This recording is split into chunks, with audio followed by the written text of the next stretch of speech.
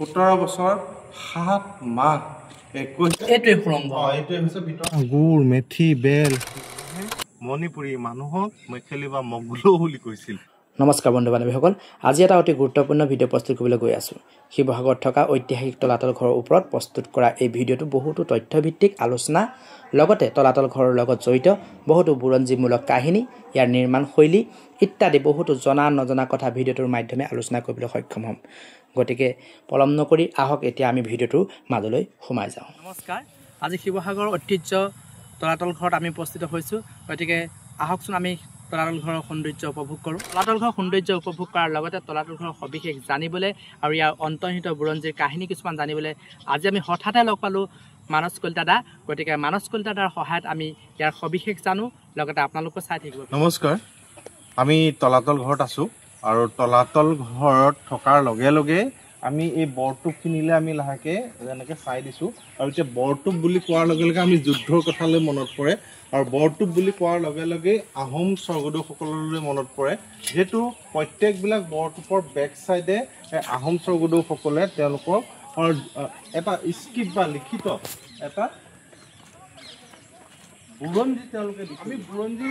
সাধাৰণতে কিতাপ বুলি ক'লে কিতাপৰ কথাটো কওঁ আৰু বুৰঞ্জী বুলি কোৱাৰ লগে লগে সাধাৰণতে আমি পদ্মনাথ গোহাঁই বৰুৱা বা এনেকৈ বুৰঞ্জীবিদসকললৈ মনত পৰে। কিন্তু অসমৰ ইপাৰে আৰু সিপাৰে বা পুৰণা বস্তুবিলাকৰ মাজতো কিছুমান কথা লিখি থৈ গৈছে যিটো অতি দৰকাৰ আৰু সেই দৰকাৰ অনুভৱ কৰি আমি বৰটোপৰ বেক চাইডৰ যিটো অংশ আছে সেইটো দেখাই দিছোঁ। এই বৰটোপটোত লিখা আছে, আমাৰ জানিব মন যায় হয়নে নহয়, এই বৰটোপবিলাক ক'ত বনাইছিল, কোনে বনাইছিল, কেতিয়া বনাইছিল, ইয়াৰ আইৰণ অৰটো ক'ত পাইছিল, সেই সকলোবিলাক কথা যেতিয়া আমি আঁত ধৰোঁ তেতিয়া প্ৰথমে চাব লাগিব যে এই বৰটোপবিলাক সাধাৰণতে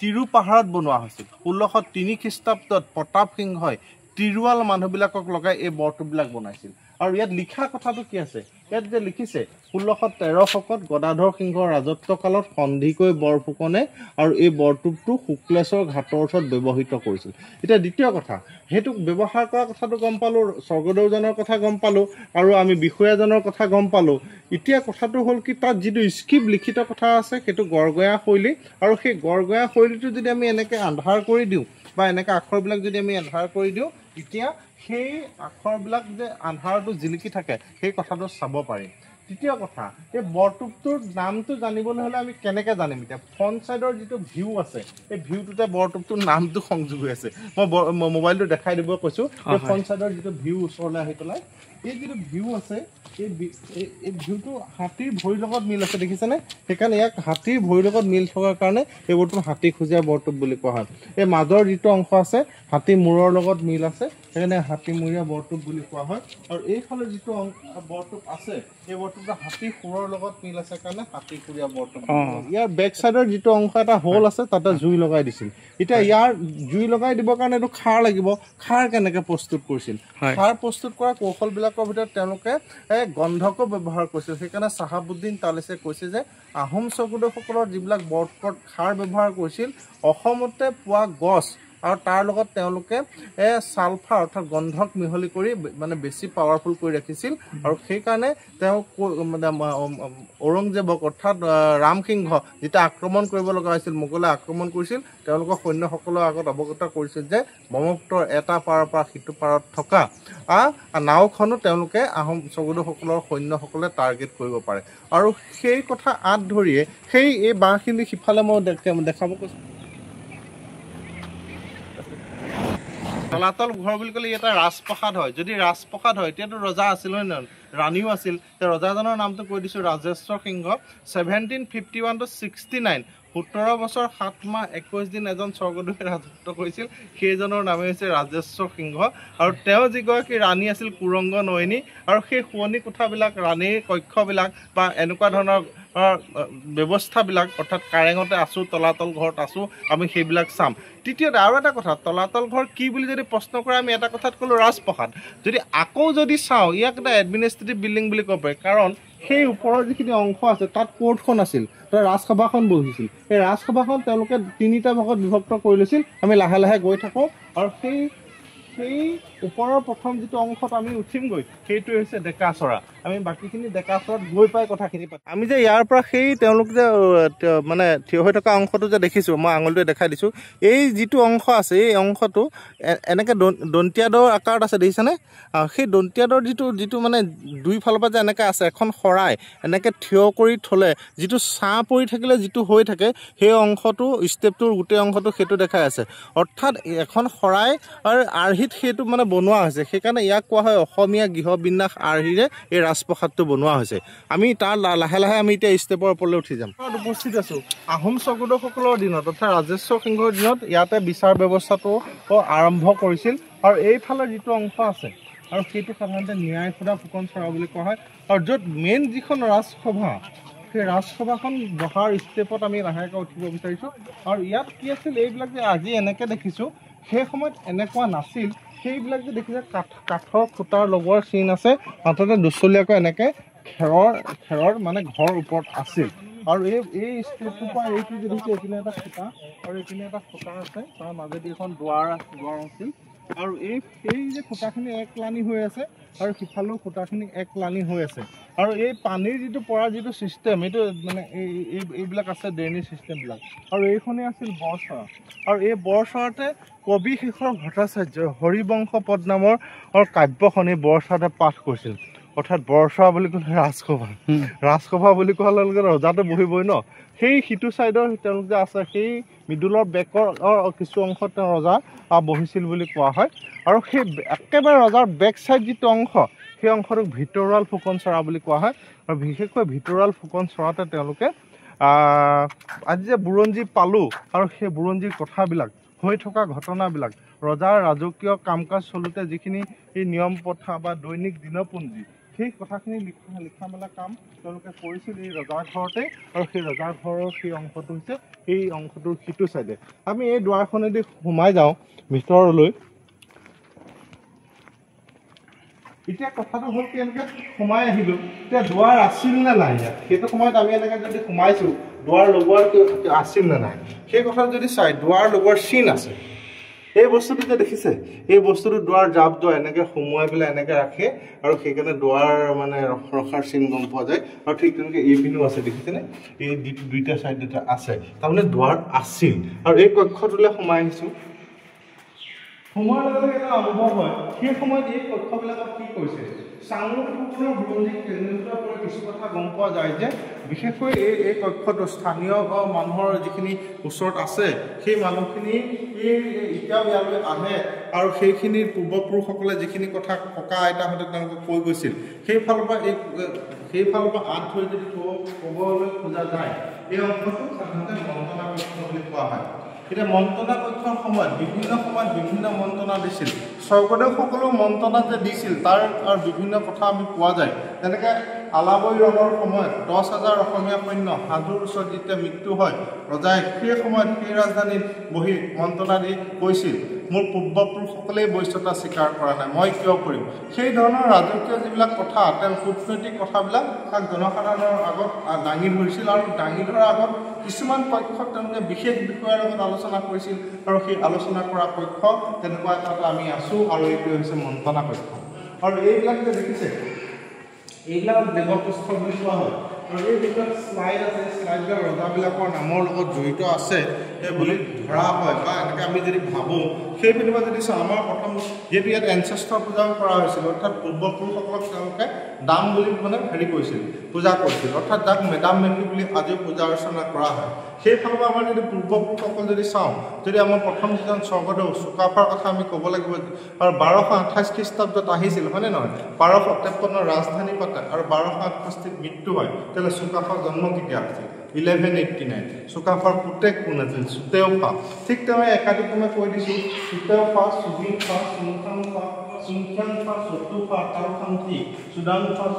চুকফা চুচেনফা চুৰমফা চুচিংফা চুমুমং শুক্লেনমং যুৱৰজা নৰৰাজা পদাধৰ সিংহ ৰুদ্ৰ সিংহ শিৱ সিংহ প্ৰমত্ত সিংহ ৰাজেশ্বৰ সিংহ লক্ষী সিংহ কমলেশ্বৰ সিংহ যোগেশ্বৰ সিংহ লাজপুৰন্দ সিংহ মন্দিৰৰ প্ৰথম যিটো অংশ আছে সেই অংশক নাটঘৰ বুলি কোৱা হয় আমি নাটঘৰটোৰ পৰা লাহেকৈ ভিতৰলৈ সোমাই গৈছোঁ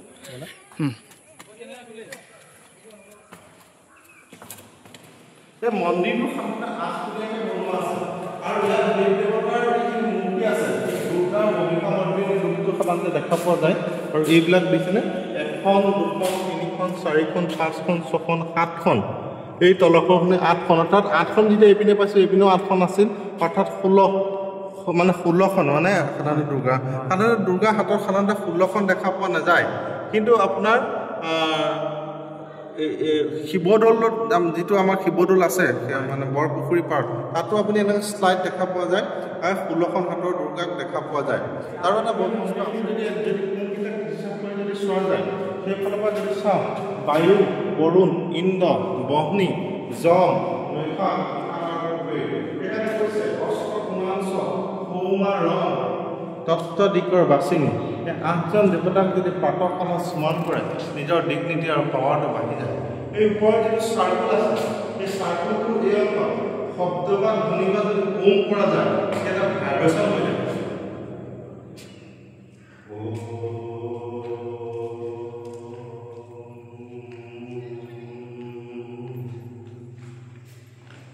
ভাইব্ৰেশ্যনটা আহিছে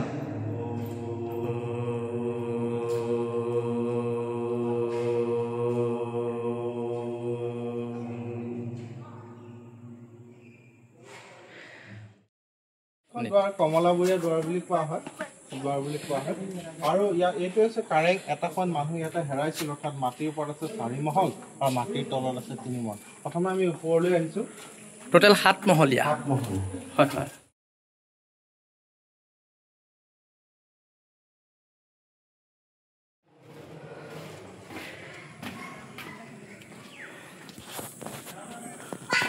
এই যিটো কক্ষত সোমাইছোঁ সাধাৰণতে ভিতৰলৈ ৰাণী প্ৰশাসন সামগ্ৰী থোৱা কক্ষ আৰু এইবিলাকক সাধাৰণতে আইভৰি বক্স এনেকৈ লগাই থোৱাৰ কিছুমান চিন পোৱা গৈছে আৰু এই বস্তুবিলাক যে দেখিছা ইয়াৰ তলত কোনো লোহা নাই লোহা নলগাকৈ ঘৰটো বনাব নাই কি বস্তু দি বনাইছে সেইটো এইডোখৰলৈ আহিলে চাব পাৰে এই বস্তুটো চাব পাৰে এইবিলাক যে দেখিছা ইয়াত কিখিনি বস্তু আছে প্ৰথমে চাওঁচোন শামুকৰ বাকলি আছে দেখিছেনে এইখিনি দেখিব পাইছেনে শামুকৰ বাকলি বিশেষকৈ মাটিমাহ গুড় মেথি বেল শিলিখা চূণ ধূনাও পৰ্যন্ত ব্যৱহাৰ কৰিছে দেই বৰা চাউল হাঁহ কণী সেই বস্তুবিলাকৰ লগত চুৰকি মিহল কৰা হৈছে এতিয়া যদি এই স্নেল চেলটো তাতকৈ বিশেষ যদি মানে ভিতৰৰখিনি কথা যদি জানিব বিচৰা তেতিয়া এটা সময়ত অসমীয়া মানুহে শামুক পুৰি চূণ খাইছিল আৰু সেইটো জোনা শামুক বুলি কোৱা হয় তাৰ আৰু সেই জোনা শামুকটো সাধাৰণতে ইয়াত তেওঁলোকে ব্যৱহাৰ কৰিছিল চূণ যেনেকৈ আমি চিমেণ্টত চূণশিল লাগে ঠিক তেনেকৈ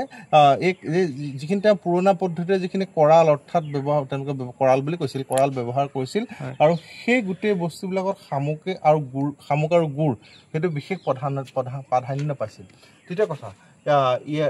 যিটো আৰ্কলজিকেল ৰিপৰ্ট আছে এইটো 1000 বছৰলৈকে ইয়াৰ মানে কনষ্ট্ৰাকশ্যন যিটো হেৰি হয় নহয় ডেমেজ নহয় ঠিক তেনেকৈ আজি মডাৰ্ণ যদি আমি চিমেণ্টৰ যদি আয়ুস যদি চাওঁ 100 বছৰতকৈ কাৰণ ইয়াৰ 9 গুণ তাৰমানে ইয়াৰ ক্ষমতাটো বেছি হয় তৃতীয় কথা এই যিটো ব্ৰিক্স দেখা পাই আছে এইটো নৰ্মেল ব্ৰিক্স নহয় সাধাৰণতে আমি মডাৰ্ণ ব্ৰিক্স এইটো ৰিপেয়াৰিং কৰা মডাৰ্ণ ব্ৰিক্স দিছেনে এইটো এনেকৈ কৰি দিয়াৰ লগে লগে এইটো খহতা লাগিছে দিছেনে এইটো আপুনি চব খহতা নালাগে সাধাৰণতে এনেকৈ বেছিকৈ যদি এনেকৈ হেৰি কৰে মানে এনেকৈ যদি থাকে আঙুলিটো যদি পানীত এনেকৈ ডুবাই ৰাখে অইলি যেন লাগে তাৰমানে ব্ৰিক্সটো বনোৱাৰ পাছত বিশেষ পদ্ধতি দি তাত তেওঁলোকে মিঠাতেল আৰু বিশেষ আৰু কেমিকেল দি পেলাই তলফালৰ পৰা জুই দিছিল সেইকাৰণে এই বস্তুটো মানে ৱাটাৰ প্ৰটেক্টেড এটা লেয়াৰ যেনেকৈ আমাৰ লেমিনেশ্যন লেয়াৰ থাকে এই দিছে না এইটো লেমিনেশ্যন এটা এইটো লেয়াৰ থাকে তাৰ পাছতহে মানে ইটাখিনি পোৱা যায় সেইটো এটা কথা তৃতীয় কথা এতিয়া ওপৰৰ পৰা চাই আছোঁ হয়নে নহয় আজিহে খালী দেখিছোঁ এনেকৈ দেখি আছোঁ আগতে এই অংশতেই আছিল মানে হেৰিখন আছিল ৰাজসভাখন বহিছিল আৰু সেইকাৰণে কাঠৰ খুঁটাবিলাক যে আমি দেখা পাইছিলোঁ আৰু সেই ৰাজসভাখনতে কবি এটা কথা ৰাজসভা বহাৰ লগে লগে গণ্যমান্য ব্যক্তি বহিব হয়নে নহয় আৰু ঠিক তেনেকৈ সেই ৰাজসভাখনতো গণ্যমান্য ব্যক্তি আছিল কিন্তু সাহিত্যৰ ফালৰ পৰা যদি চোৱা যায় ৰাজেশ্বৰ সিংহৰ দিনত কবি শেখৰ ভট্টাচাৰ্য হৰিবংশ পদ নামৰ কাব্যখন মানে পাঠ কৰিছিল ঠিক তেনেকৈ সেই তেওঁলোক যে বহি আছে সেই দুটা দেখিছেনে সেই পিলাৰকেইটাৰ কথাও আহি পৰে বা সেই স্থানৰ কথাও আহি পৰে যেতিয়া যুদ্ধলৈ যাব একে ৰাতিৰ ভিতৰত এটা কবচ ৰাণীয়ে ৰজাক বৈ দিব লাগে সেই স্থানবিলাকো আহি পৰিছে তেতিয়াহ'লে আজি আমি এনেকুৱা সাজ পোছাক পিন্ধিছোঁ হয় নে নহয় তেওঁলোকে তেনেকুৱা পিন্ধিছে আমাৰ পূৰ্বপুৰুষসকলে এই মানে যিখন সমাজ আছিল ছ'চাইটি আছিল সেই ছ'চাইটিখন মানে কেনেকুৱা কালাৰফুল আছিল কেনেকুৱা সাজ পোছাক পিন্ধিছিল আৰু যিটো আমি পৰম্পৰা হিচাপে আজিও পিন্ধো হয়নে নহয় যুদ্ধলৈ যাওঁতে কেনেকুৱা পিন্ধিছিল এই শ্লাইডটো চালে গম পাব এই যিটো মানে চুৰিয়াৰ পিন্ধন শৈলী টাঙনিখন ব্যৱহাৰ কৰিছে চেলেংখন বান্ধিছে চাপকণটো এনেকৈ টানি ৰাখিছে চাপকণটোৰ ওপৰৰ যিটো ফালে যিটো মানে কাটি থোৱাৰ যিটো প্ৰচেছ আছে ইয়াৰ এইটো দেখা পোৱা যায় আৰু ফ্ৰণ্ট ছাইডৰ এখন কাপোৰ আহিছে যাক মানে আৰ্মুৰ বা বুকুৱালি বুলি কোৱা হয় সাধাৰণতে সেই আৰ্মুৰখন তেওঁলোকে সাধাৰণতে কাপোৰৰ লগত এনিমেল স্কিন লগায় আৰু এনিমেল স্কিনত তেওঁলোকে আই ভৰি অৰ্থাৎ হাতী দাঁত চেপেটাকৈ কাটি মানে এনে প্ৰটেক্টেড হিচাপে লগাই বান্ধি দিছিল সেই বস্তুবিলাক ইয়াত দেখা পোৱা যায়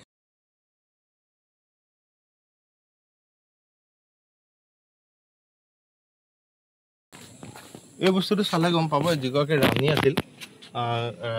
এতিয়া যে আমি যদি চাওঁ ইয়াৰ প্ৰথম কথা পিন্ধন শৈলীটো সাধাৰণতে চোৱা এই প্ৰথমে যিটো খোপাৰ যিটো শৈলী এনেকুৱা ধৰণৰ খোপা সাধাৰণতে কি বুলি কয় অসমীয়াত সাধাৰণতে উধনীয়া খোপা বুলি কোৱা হয় আৰু এইটো মখমল কাপোৰৰ গাৰো ব্যৱহাৰ কৰিছিল আৰু এইখন হৈছে ছালপিৰা আৰু এইগৰাকী হৈছে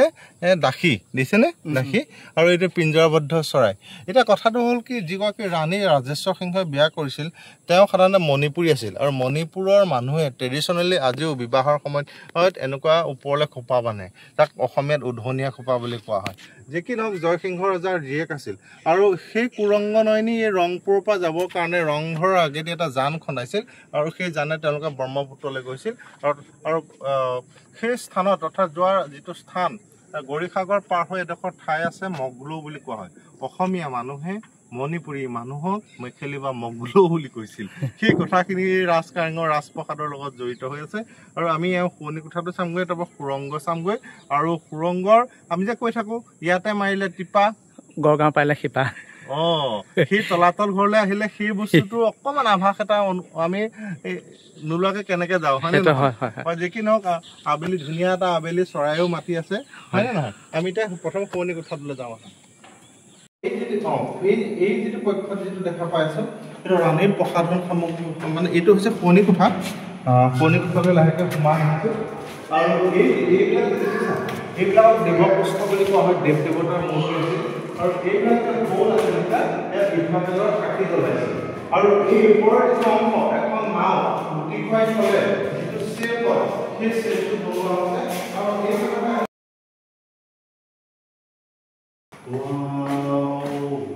শব্দ এটা আছে এইটো দেখিলে মানুহে কয় কাৰণ আমি চোৱা আমি ভবাই নাছিল যে হঠাৎ আমি এইডোখৰ এতিয়া গ্ৰাউণ্ড ফ্ল'ৰটো এনেকৈ ষ্টেপটো পাই যাম বুলি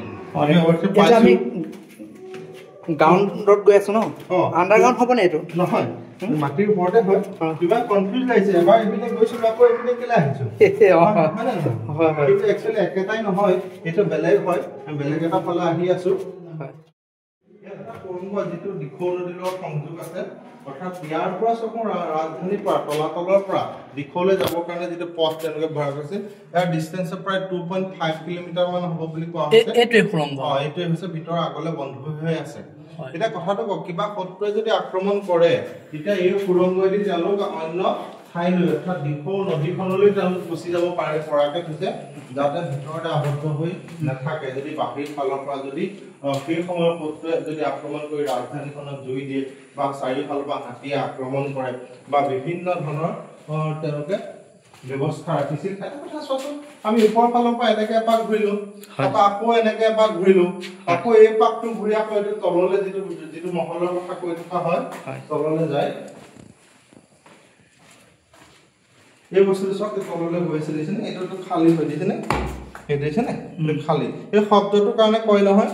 সেই যে আমি কৈছিলো প্ৰথমতে এইটো খালী হৈ আছে হয়নে নহয় ইয়াতে মাৰিলে টিপা গড়গাঁও পালেগৈ শিপা হয়নে নহয় এটা সময়ত ইয়াতে সুৰংগ আছিলে নেকি এইটো তললৈ ষ্টেপ আছিল আৰু ষ্টেপৰ ফালৰ পৰা তলৰ 3 মহললৈ যাব পাৰিছিল আৰু সেই ফালৰ পৰা গড়গাঁৱলৈও যাব পাৰিছিল অৰ্থাৎ দুটা সুৰংগ আছে তলাতল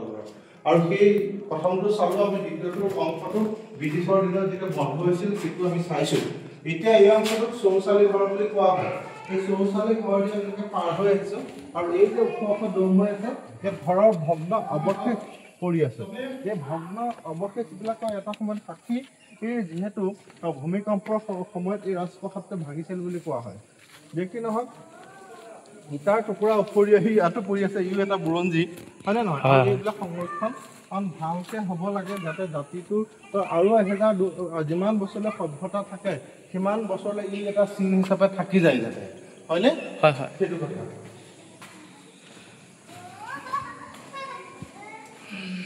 ইয়াৰ পৰা যদি চাই থকা সেই অংশটো যে দেখিছা সেই অংশটো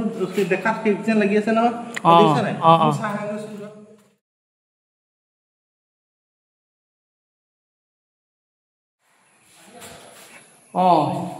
আকৌ এইফালে আছে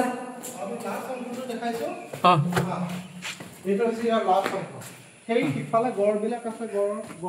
খাৱৈবিলাক আছে আৰু তাতে হেৰিবিলাক আছে চিকিউৰিটি চেক পোষ্টবিলাক আছে এতিয়া ৰান্ধনী শালবিলাক ইয়াত এইটো চাইডে আছে বুলি কোৱা হয় ভগ্ন অৱশেষবিলাক যদি ৰান্ধনী শালটো আছিল তেতিয়া ৰজা লেটিঙো আছিল হয় নে নহয় এইটো ৰজা লেটিংটো আজি হঠাতে দেখাই দিওঁ সাধাৰণতে ভিডিঅ'ত এইটো দিয়া নাই এই পাইপটো চাব পাৰিব লাহেকৈ এটা চাপৰি আহিছোঁ নহ'লে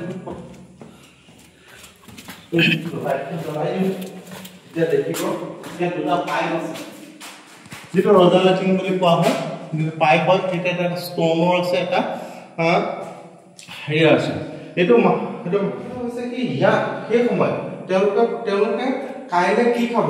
পহু খাবনে মাছ খাবনে ঠিক বুলি খাবলৈ তেওঁলোকে কি খাব সেইটো তেওঁলোকে পৰীক্ষা কৰে পৰীক্ষা কৰিবৰ কাৰণে এজন বিষয়া আছিল সেই বিষয়াজনে এইবিলাক পৰীক্ষা কৰে আৰু সেই বিষয়াজনক সাধাৰণতে বুধৰা বৰুৱা বুলি কোৱা হয় আৰু সেই পাইপৰ সেই অফিচাৰজনে সাধাৰণতে ৰজাৰ আৰু স্বাস্থ্য কিমান মানে ষ্ট্ৰং বা কেনেকুৱা ধৰণৰ কথা জড়িত হৈ আছে কিমান হেৰি হৈ থাকিব এই সকলো কথা খাদ্যৰ ওপৰতে সঁচা কথা খাদ্য হৈছে আজিও আপুনি কি খাব কেনেকুৱা ধৰণে খালে আপোনাৰ স্বাস্থ্য কেনেকুৱা হ'ব সেই সময়ত অসমীয়া মানুহে নিজাববীয়াকৈ চবচোন পৰীক্ষা কৰিছিল হয়নে নহয় ৰাজকীয়ভাৱে তেওঁলোকে সেইবিলাক ব্যৱস্থা ৰাখিছিল আৰু তাৰে প্ৰমাণ এই অংশবিলাক আৰু এতিয়া মানে প্ৰশ্ন কৰিব পাৰে এইটো যে ৰজা লেটিং হয় কেনেকৈ গম পালে হয়নে নহয় সেইটো আজিকালি মানে দেখিছোঁ কিবা এটা কোৱাৰ লগে লগে মানে বিভিন্ন ধৰণৰ পজিটিভ কথাখিনি আঁতৰাই অন্য এটা কথাত বহুতে কোৱা যেন লাগে মানে দেখা পোৱা যায় সেই কথাবিলাক চাবৰ কাৰণে এখন কিতাপৰ মই নাম কৈ দিছোঁ চাংৰুং ফুকনৰ বুৰঞ্জীত আপুনি যদি চাই এই ঘৰটোত কিমান ইটা লাগিছিল বুজিছেনে কিমান ইটা লাগিছিল কিমান লঠিয়া শিল লাগিছিল কিমান গুৰ লাগিছিল কিমান মেথি লাগিছিল সেই সকলোবিলাক মানে উল্লেখ হৈ আছে আৰু যদি চাই এই কোঠাটো কি কেনেকৈ গম পোৱা যায় ইয়াত উত্তৰা দক্ষিণাকে কেইহাত আছে লিখা আছে এতিয়াও যদি চোৱা উত্তৰ এইপিনে আছে দক্ষিণ এইপিনে আৰু এই উত্তৰা দক্ষিণাকে কেইহাতে লিখা আছে আৰু ইয়াত কেইটা এনেকুৱা হোল আছে আৰু পূবা পশ্চিমে কিমান আছে ওখ কিমান আছে এই যিবিলাক ইঞ্জিনিয়াৰিং যিবিলাক কথা উপস্থাপন কৰা আছে যে মানে ৰাজনৈতিক মানে ৰজাঘৰীয়া কথাবিলাকৰ উপৰিও তেওঁলোকে সেই সময়ত বিভিন্ন সময়ৰ কথাবিলাক মানে এই পুৰাতাত্ত্বিক সময়বিলাক বা এই বস্তুবিলাক চাবৰ কাৰণে যিজন বিষয়া তেওঁলোকে দি থৈছিল সেইজন চাংৰুং ফুকন আৰু চাংৰুং ফুকনৰ কিতাপতে চাংৰুং ফুকন এজন বিষয়া হয় বিভিন্ন সময়ত ৰজাই চাংৰুং ফুকন বেলেগত পাতে সেই কথাবিলাক জড়িত হৈ আছে তেতিয়াহ'লে এইপিনে আহিছোঁ দেখি নহয়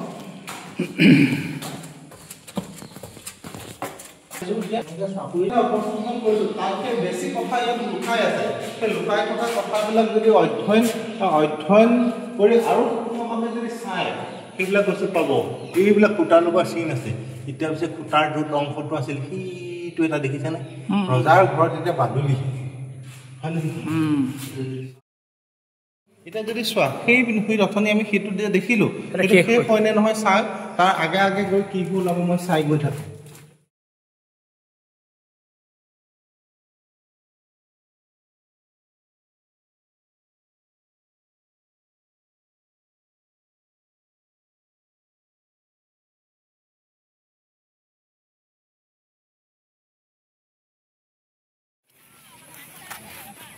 এইফালৰ পৰা চাই থাকিলে তিনিখন আমি এনেকৈ দেখিম ৱাল দেখিম সিফালৰ পৰা যদি চাওঁ মাত্ৰ এখনে ৱাল দেখিম এতিয়া প্ৰথম যিখন ৱাল আছে সেই ৱালখনত সেইটো চাইডে চোৱাতে ৰাজভঁৰালটো আছে কামখন লগাই শুনিছোঁ দেই দেখিছেনে এইটো ৰাজভঁৰাল আমি যদি শিৱদৌলটো যদি চাওঁ অসমীয়া যুগেৰে 7 মোন কলচীটোত যিটো আছে সোণ হয় 7 মোন এমোনত 40 কেজি 4 7 28 2 কুইণ্টেল 80 কেজি চোৱাচোন ৰাজভঁৰাল আৰু এইপিনে কাটি পেলাই মানুহে ভিতৰত আগতে সোমাই গৈছিল 2014 চনত আৰু এইপিনে ভিতৰ অংশবিলাক দেখাবৰ কাৰণে এইখন পাছতহে মাৰি দিলে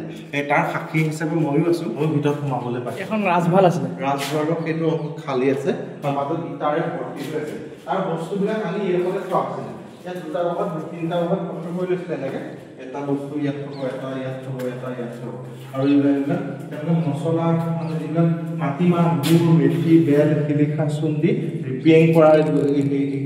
কৰিবৰ কাৰণে ব্যৱস্থা কৰিছিল আৰু সেইবিলাক তাত লগাইছিল সেইকাৰণে ৱালখন চিনটো একেই দিছে নে ধৰিব পৰা শেষত এটা বস্তু ইয়াৰ পৰা যদি চাই থাকোঁ ওচৰৰ পৰা যদি চাওঁ ওচৰলৈ অহা দুৱাৰদলিৰ পৰা এনেকৈ জুমি যদি চাওঁ যেন এজন মানুহ সৰকি পাৰ হৈ যাব পাৰিম যেন লাগি থাকে লাগিছে হয় নে নহয় লাগিছে ওচৰৰ পৰা চাবচোন যিটো কাৰণত আমি সেইডোখৰত যিটো কথা ভাবিছিলোঁ আৰু এইডোখৰত আহি সেইটো কথা একে হয়নে নহয় সেই কথাটো যদি চাওঁ এইডোখৰত চালহি নহয় ই আঠবোৰহে ভৰিটোকে পাৰ নহয় তাহলে এইটো বনালে কেনেকৈ ইয়াৰ লগত কথা মূল কথাটো জড়িত হৈ আছে দূৰৰ পৰা চালে যে ডাঙৰ দেখোন এটা ইলিউজন টাইপ যদি সেই সময়ত কোনো ব্যক্তিয়ে এইপিনেদি এনেকৈ পাৰ হ'বলৈ যদি বিচাৰে তেতিয়া এটা কথা গম পাইছে যে সেইবিলাক আমাৰ ইয়াৰ নহয় হয়তো গুপ্তচৰ হ'ব পাৰে ৰজাৰ চোৰাংচোৰা আহোমসকলৰ চোৰাংচোৰা বহুত ষ্ট্ৰং আছিল যে কি নহওক তলাতল ঘৰ স্বৰ্গদেউ ৰাজেশ্বৰ সিংহৰ দিনত বনোৱা হৈছিল তলাতল ঘৰ কি বুলি কোৱাৰ লগে লগে ক'ব লাগিব যে ই এটা ৰাজপ্ৰসাদ হয় যদি ৰাজপ্ৰসাদ হয় ইয়াত ৰাণী কোন আছিল কুৰংগনয়নী আৰু স্বৰ্গদেউ কোন আছিল ৰাজেশ্বৰ সিংহ সময় আছিল 1751 to 69 17 বছৰ 7 মাহ 21 দিনে স্বৰ্গদেউজনে ৰাজত্ব কৰিবলৈ পাৰিছিল আৰু সেই সময়তে ঘনশ্যাম খনিকক লগাই ৰাজপ্ৰসাদটো বনাইছিল এইখিনি তথ্য দাঙি ধৰিলোঁ ধন্যবাদ আমিও আপোনালৈ অশেষ ধন্যবাদ থাকিল আমাক ইয়াৰ বিষয়ে অলপ সবিশেষ জনাই দিয়াৰ বাবে আপোনাৰ ওচৰত আমি কৃতজ্ঞতা স্বীকাৰ কৰিছোঁ ধন্যবাদ